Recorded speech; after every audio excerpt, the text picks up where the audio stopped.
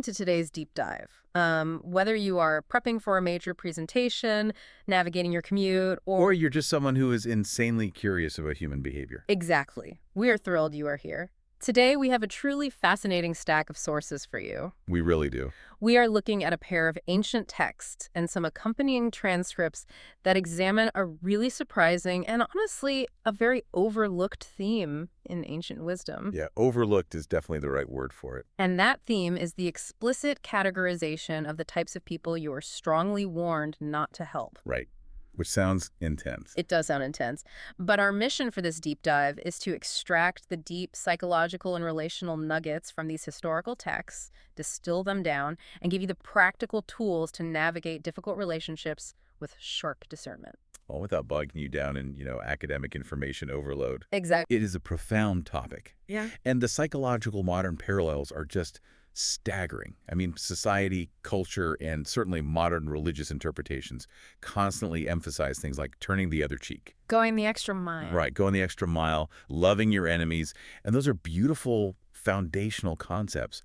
But the sources we are analyzing today reveal a really shocking caveat to all of that boundless generosity. Okay, let's unpack this. Because what these ancient writers are arguing is that helping everyone without boundaries or discernment doesn't actually make you a deeply loving person. No, it doesn't. It just makes you incredibly vulnerable. What's fascinating here is the core thesis running through all this source material.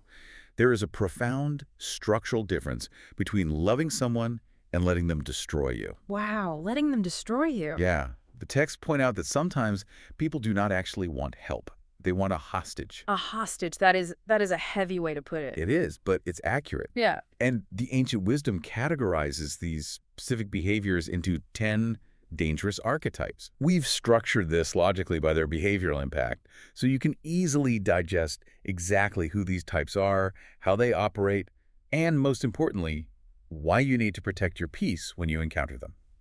Let's jump right into the first overarching group. We're calling these the energy drains. The energy drains, yeah. These are the audience seekers and the repeat offenders because, it is universally exhausting to try and save someone who simply does not want to be saved. Absolutely draining. And these first few types might seem passive at first glance, but they will absolutely drain your life force. They really will. So the first archetype is the mocker. One of the ancient proverbs gives a very direct warning about this. It essentially says, do not rebuke a mocker or they will hate you. Right. And if you're sitting in a meeting right now, you probably have a mocker in your department. Oh, we all know one. They're the one who shoots down every single pitch, rolls their eyes at every new initiative, but somehow never brings an original idea to the whiteboard. Exactly. Yeah. And when you look at the psychology behind that dynamic, the ancient warning makes perfect sense. How so? Well, a wise person, or a healthy colleague, grows from correction. They take the feedback, they process it, and they apply it to improve. Right, they want to get better. But a mocker, they turn on you. The insight here is that the mocker doesn't actually want solutions to the problems they are complaining about. They just want to complain. They want an audience for their grievances. So when you step in and offer them constructive advice, you might think you are lifting them up out of their negativity. But you aren't. You aren't. You are just becoming company in their pit. You were never invited into their life to help them grow. You were invited to be entertained by their drama. You're essentially just feeding the troll. Exactly. And that naturally flows into the second energy drain, which the ancient writers called the constant fool. Yes. The imagery in the text for this one is visceral. It's a little gross, honestly, but it definitely sticks in your brain. It really does. It says, as a dog returns to its vomit, so fools repeat their folly. It is striking imagery. But it captures the psychological reality of cyclical self-destruction perfectly. It does. We have to synthesize the why here, because this isn't about someone making normal, everyday mistakes. We all do that. True, we're all human.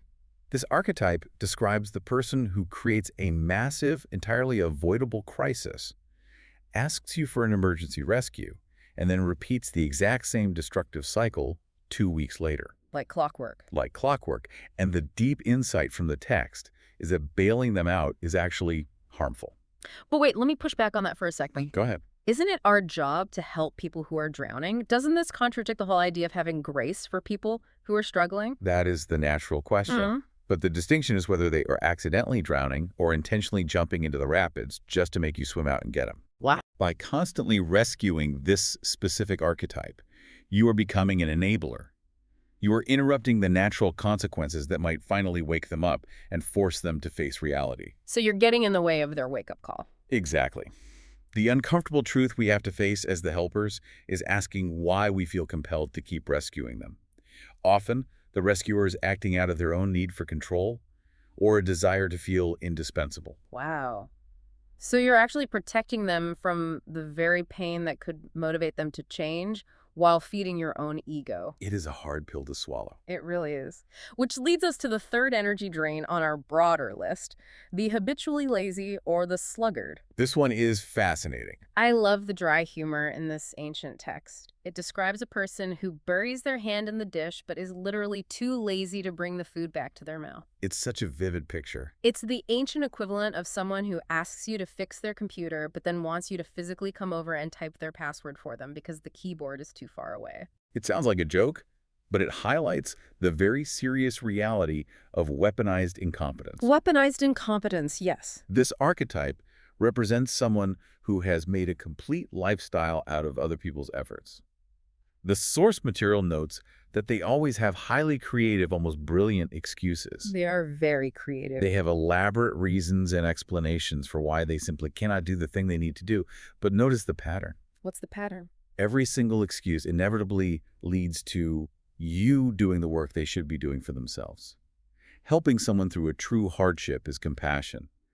But enabling someone to avoid responsibility entirely, that is just letting them feed off your energy. So those are the folks who passively drain your energy, but how do these relationships actually affect your own mental state? That's the real issue. Because it's one thing to go to bed tired, it's another to wake up fundamentally changed. Precisely. The sources make a sharp pivot here into our next group, the contagious and the social traders. These types don't just drain your energy, they actively infect your peace. Let's look at the hot-tempered.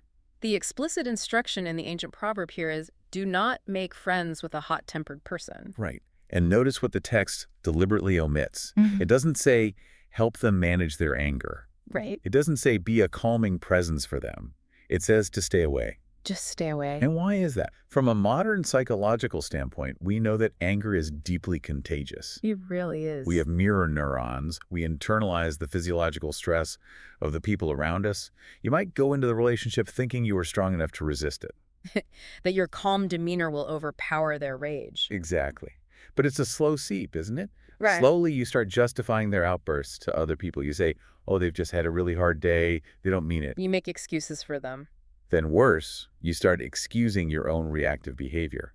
You find your own baseline of acceptable conflict shifting. And before you know it, you look in the mirror and realize you become completely bitter and anxious. You absorb the very thing you thought you were managing. You catch their emotional virus. That is terrifying. And speaking of catching things, that leads to the next archetype in this group, the gossip. Ah, the gossip. This one is entirely about the betrayal of confidence. This raises an important question about social dynamics and actual motives. The gossip is incredibly tricky to navigate because, at first, they seem intensely supportive. They really do. When you are going through a hard time, they listen to your struggles attentively. They lean in. They make you feel truly seen, validated, and understood. But the moment you leave the room, your vulnerability becomes their conversation. Because they don't actually want connection with you. Exactly. They want currency. Yeah. In certain social economies, your private pain and your personal struggles are just social capital for them to trade with others to elevate their own status. So they're just using your pain to buy popularity. Yes. The rule the ancient wisdom lays out here isn't to try and fix them or sit them down and educate them on the virtues of loyalty. The rule is simply to avoid giving them access to your inner life. Here's where it gets really interesting. Because we are pivoting from people who are reactive or casually destructive to people who are highly strategic. The calculators. Let's look at the calculators and consumers. These are the types who actively and intentionally use others for their own gain. The ancient texts refer to the first of these as the wicked schemer. Right. Unlike the lazy person we talked about earlier who just wants you to do their chores, this person is actively plotting harm and trouble. Yes, their methodology is incredibly calculated. The source material notes that these individuals see 3 steps ahead. They are playing chess while you think you're just having a friendly conversation. Wow. The danger is that they use you as a pawn in a game you didn't even know you were playing. They are absolute masters at framing their schemes as a mutual benefit. Can you give an example of what that looks like today? Sure, in a modern context, it's the colleague who talks you into co-signing a risky proposal, saying things like, we're in this together, we're going to disrupt the industry. Oh, I've seen that. But the moment the plan falls apart or upper management pushes back, they vanish. And you are the one left standing there holding the bag, taking the blame for a situation you never really intended to be part of. Exactly. That is chilling, and it flows seamlessly right into the next archetype, the manipulator. This one is so difficult to spot. When you dig into the translations, it becomes clear that manipulators are arguably the hardest archetype to identify. Why? Because they do not demand things from you. They imply. It is a brilliant and, frankly, devastating psychological trap. They weaponize your own empathy against you. They weaponize empathy. They don't threaten you. They use guilt. They say things like, I wouldn't normally ask this of anyone else, but you're the only one who truly understands me. Oh, that's so manipulative. They frame their needs in such a way that making you say no feels like you are committing a massive relational betrayal. You feel like the bad guy for just having a basic boundary. Precisely. And the scary part is, before you even fully realize what is happening, you are violating your own core values just to keep their approval. Yeah. They have manipulated the scenario so seamlessly that you walk away thinking giving up your time, your money, or your boundaries was actually your own idea. You're sacrificing your peace for their validation. Okay, rounding out this group of calculators and consumers is the ungrateful. The ungratefuls. Yes. This is discussed in one of the first century letters to a young leader. This is the classic dynamic where you sacrifice, you continually show up, you give your time, your resources. And they just act like you owe them. Exactly. The sources highlight a really profound core disconnect here. If we think about what true gratitude is, it's about really seeing a person. Seeing them. It's acknowledging the humanity and the effort of the person who is giving. But the ungrateful person is entirely blind to your humanity. I don't see you at all. They do not see a complex person with their own needs and exhaustion. They only see a resource to be tapped. It's like a hedonic treadmill of generosity. That's a great way to put it. The trap is that the more you give to them, the more they expect. They constantly move the goalposts.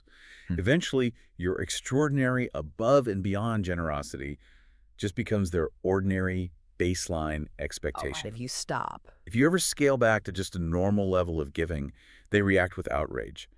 Because they never actually saw your heart in the first place, just your usefulness. Which is deeply heartbreaking, especially when it's a close friend or family member. It really is. Now, we are bringing the list to a close with our final group, the unteachable. These are the two types who are fundamentally locked out of personal growth. Locked out completely. First is the conceited or arrogant. The translation of the ancient proverb here is brutal. It essentially says there is literally more hope for a fool than for a person wise in their own eyes. Let's analyze why the text makes such an incredibly strong statement. If we look at the original language in these wisdom texts, they often draw a sharp distinction between different types of foolishness. Okay, break that down for us. For instance, the original Hebrew word often denotes someone who is just a dullard or making poor choices out of ignorance. They might actually still listen to reason. There is hope there. They just don't know any better. Exactly. But the conceited person, the one who is wise in their own eyes, operates from a place of deep moral arrogance.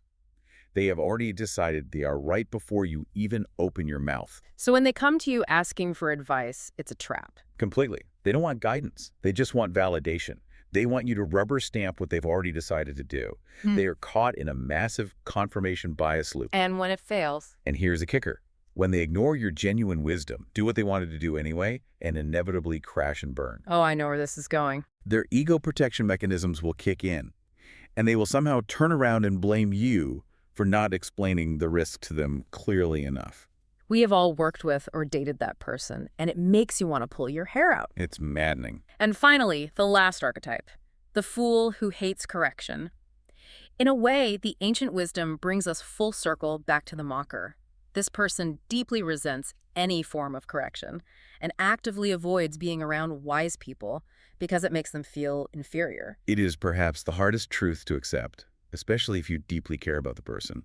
They don't hate you because you're wrong. They hate you because you're right. Wow, they hate you because you're right. Your very presence and your healthy choices hold up a mirror to their dysfunction. You simply cannot guide someone who completely denies that they even have a You problem. just can't. The source material emphasizes that sometimes the absolute most loving thing you can do for someone who fiercely rejects reality is to take a step back and let them fall. Let the uncompromising friction of life teach the lessons they refuse to hear from you. So what does this all mean?